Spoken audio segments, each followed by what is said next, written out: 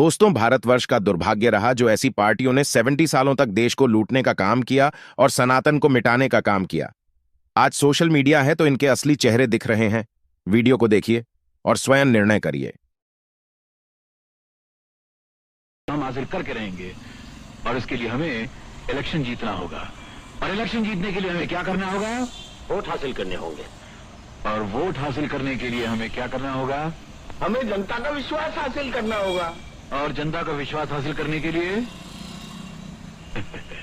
हमें जनता का सरकार पे से विश्वास हटाना होगा। और जनता का विश्वास हटाने के लिए हमें क्या करना होगा? ऐसा माहौल पैदा करना होगा कि लोग इस सरकार को निकम्मी, नाकारा और बेकार समझकर किसी और पार्टी को कुर्सी पर बिठाने पर मजबूर हो जाएं। और इसके लिए हमें क्या करना होगा? चारों तरफ बेचैनी, खौफ का माहौल पैदा करना होगा। हर सूबे, हर शहर, हर गांव में कत्ल आम, डकैती, फसाद कराने होंगे, जैसे हिंदू मुस्लिम फसाद, सिख और हिंदू फसाद, क्रिश्चियन हिंदू फसाद, मुस्लिम शिया सुन्नी फसाद। मतलब इतना कत्ल, खून और गारत हो कि लोग घबरा जाएं, सरकार की कुछ समझ में ना आए और पुलिस कुछ न कर पाए। और जब देश दहशत और जुल्म की आग में जल रहा होगा तो हम अपने घरों से निकलकर स्टेज पे खड़े होकर सरकार की बुराइयां शुरू कर देंगे और साथ में जनता को एहसास दिलवाएंगे कि अगर कोई उन्हें जुल्म और फसाद से बचा सकता है तो वो हम हैं, हमारी पार्टी है और हमारी पार्टी की बनाई हुई सरकार है। Excellent idea. हमें भी इस देश में सरकार बनाने का पूरा हक है जो हम हासिल करके रहेंगे। और इसके लिए हमें इलेक्शन जीतना होगा। और इलेक्शन जीतने के लिए हमें क्या करना होगा? वोट हासिल करने होंगे। और वोट हासिल करने के लिए हमें क्या करना होगा? हमें जनता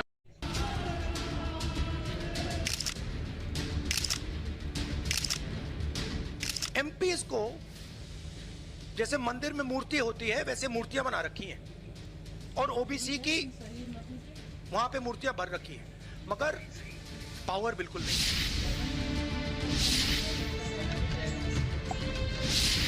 और धर्म से जुड़ी भावनाओं की समझ नहीं हो राज भाई। क्या राहुल जी की अपब्रिंगिंग में धर्म का कोई लेना देना नहीं? क्या वो वेद पुराण उपनिषद कहते हैं पढ़े, लेकिन पढ़े होंगे इस पे शक है। क्या उन्होंने आज क्या कहा? कहना कुछ चाह रहे थे, बोले क्या? ओपी सिंह की पार्टी की भी शायद ज्यादा निगाह नहीं गई, वो लोग बवाल काट देंगे। क्या उन्होंने कहा कि बीजेपी में सांसदों की स्थिति ऐसी है, उनकी कोई हैसियत नहीं है, कोई उनको पूछ नहीं रहा 2 पैसे का।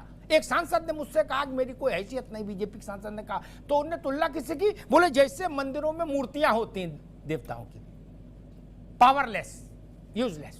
क्या लो भैया कर लो बात। 12 करोड़ आदमी बाबा विश्वनाथ के दर्शन मत्था टेक के गया साल भर में काशी में, और आपने बता दिया मूर्ति बेकार है। हे नाथ नारायण, क्या होगा? 7 करोड़ आदमी बांके बिहारी के पांव पूज के गया है 1 साल में। क्या कौन सी किताब पढ़े हो भैया? ये तो बता दो भाई, कौन सा इंटरनेट से क्या खोज के लाए हो? क्या बवाल है, क्या समस्या है? प्रोफेसर साहब, हिंदुस्तान में ये कौन कहने का दुस्साहस कर सकता है? इस देश ने मूर्तियों की रक्षा के लिए प्राण दे दिए। पता ही इतिहास आपको? ना समझ लोग। औरंगजेब के समय में, अब्दाली के समय में, नादिर शाह के समय में इस देश के हजारों लोगों ने प्राण दे दिए हंसते हंसते मूर्तियों के विग्रह के सम्मान के लिए। और प्रोफेसर साहब एक बात गांठ मान लीजिए, ज्ञान वापी में कुएं में बाबा विश्वनाथ का सेवक, आचार्य, पुजारी शिवलिंग लेकर कूद प्राण दे दिए थे, समुद्र कुएं में समा गया था उस शिवलिंग की सुरक्षा के लिए। आपने कह दिया कि जैसे मूर्तियां होती हैं वैसे मोदी ने अपनी पार्टी में एमपीओ को बना दिया यूजलेस, पावरलेस। ये बोलने की क्या जरूरत है आपको? ऐसा क्यों बोलते हो? तिरुवयूर का मंदिर, उत्तर भारत छोड़ो, दक्षिण का उदय, पद्मनाभ का मंदिर, तिरुपति बालाजी, सब जगह मूर्तियां ही हैं मित्र। इस देश का प्राण बसा है मूर्तियों में। आक्रांताओं ने मूर्तियां खंडित की तो आज तक भारत के मन से वो घाव गए नहीं। आपने आक्रांताओं ने मूर्तियां तोड़ी थी, रामलला के मंदिर को ध्वस्त किया था। 550 साल युद्ध चला, संघर्ष चला और अंत में विजय हुई। यतस धर्मो ततस जयो। और अयोध्या में श्री रामलला का भव्य मंदिर बनकर तैयार हो गया। राजनेता ऐसा कैसे कोई बोल सकता है कि पावरलेस होती मूर्तियां? किसी मंगलवार को देश के किसी मोहल्ले में हनुमान जी के मंदिर चले जाइएगा राजबाबू, क्या 100-200 आदमी आरती करता मिलेगा। बनारस चले जाइए, चाहे संकट मोचन, चाहे दुर्गा कुंड, चाहे बाबा विश्वनाथ, आपको पता लग जाएगा मूर्तियों में क्या ताकत है। काशी महाराज से लेके और रिक्शे वाला तक सब लाइन में लगे होते हैं।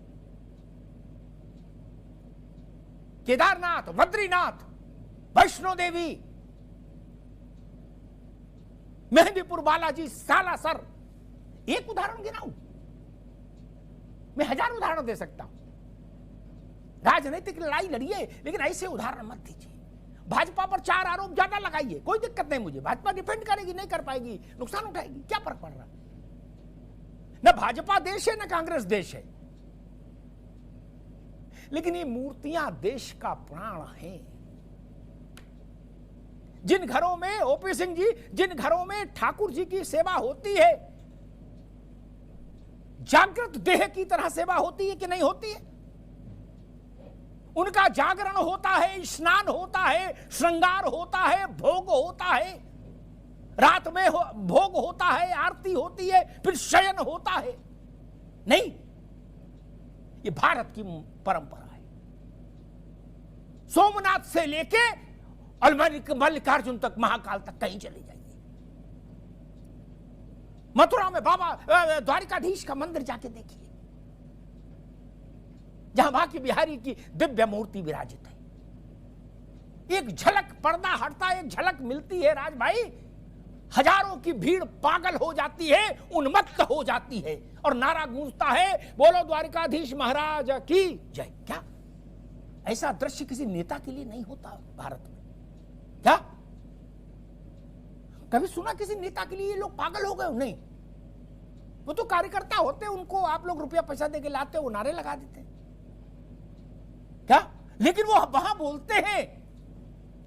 बांके बिहारी चले जाइए, सैकड़ों लोग रोते दिखेंगे मूर्ति के सामने। ये बोलने की क्या जरूरत थी कि मूर्ति बना दिया है, जैसे मंदिर में मूर्ति होती है, आइडल्स। कौन लिखता है भाषण, कौन देता है इसी सलाह? Say goodbye to glitches, hello to seamless. सब लोग मिलके पहले इसी की खोज करो, कैसे भाषण कौन देता है, पता है इसे उदाहरण कौन उनको समझाता है? स्वामी प्रसाद मौर्य की तो समझ में आता है कि चलो उनकी समझ कम हो सकती है मौर्य की। राहुल गांधी देश विदेश घूमे, वो अभी राहुल गांधी ने एक बात और कही थी, प्रोफेसर साहब आप तो प्रोफेसर हो, राहुल जी ने एक बात कही थी कि मैंने वेद, उपनिषद, स्मृतियां, पुराण सब पढ़े हैं। ओपी सिंह जी, सब पढ़ने के बाद अगर ये नतीजा निकला कि मूर्तियां बेकार हैं, तब तो बड़ा मुश्किल है भैया। और अंत में कहूंगा, वृंदावन में रहना है तो राधे राधे कहना है। क्या आप मंदिर जाओ नहीं जाओ आपकी मर्जी,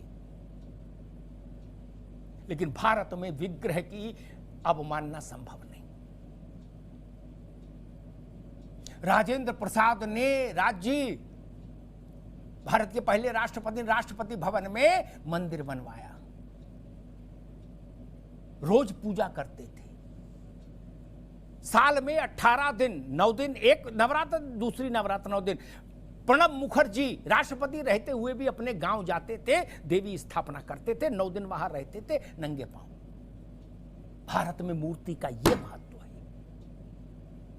इसीलिए मुझे डर लगता है, भाजपा अपने पराक्रम से जो जीतेगी जीतेगी, बाकी आप लोगों के अखंड योगदान से भी जीतती है। अभी तो इनको चेतना नहीं आई, जिस दिन अब जब जी निकलेंगे बाहर और मथुरा में जाके कहेंगे कि बताओ राहुल जी कह रहे मूर्ति में कोई ताकत नहीं, उसका क्या असर होगा?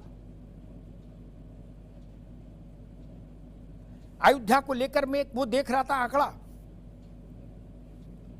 पहले साल राज भाई, पहले साल 12 करोड़ भक्तों के आने का अनुमान है।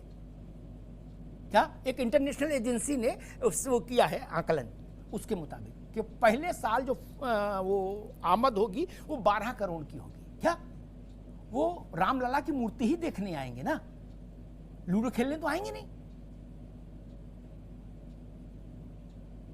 12 करोड़ जितने आपको कुल वोट मिले 19 में, क्या? और काशी और अयोध्या के भक्त जोड़ दें एक साल के तो उतना तो वोट ही नहीं मिला आपको, कांग्रेस को। इसलिए मैं कहता हूं ऐसी बात मत बोलिए। आप 80 सीटें जीते, मेरी शुभकामनाएं, लेकिन चुनाव के खिलाड़ियों को चाहिए सनातन और भारत की आत्मा के साथ खिलवाड़ मत करिए। राजनीति का खेल खेलिए, वही बहुत आनंददायक है। एक दूसरे पर आरोप लगाइए, एक दूसरे का कुर्ता फाड़िए, हमको भी आनंद, आपको भी आनंद। लेकिन करोड़ों करोड़ लोगों की आस्था जिन मूर्तियों में है उनके साथ प्रलाप मत करिए, ये प्रलाप महंगा पड़ेगा। धन्यवाद।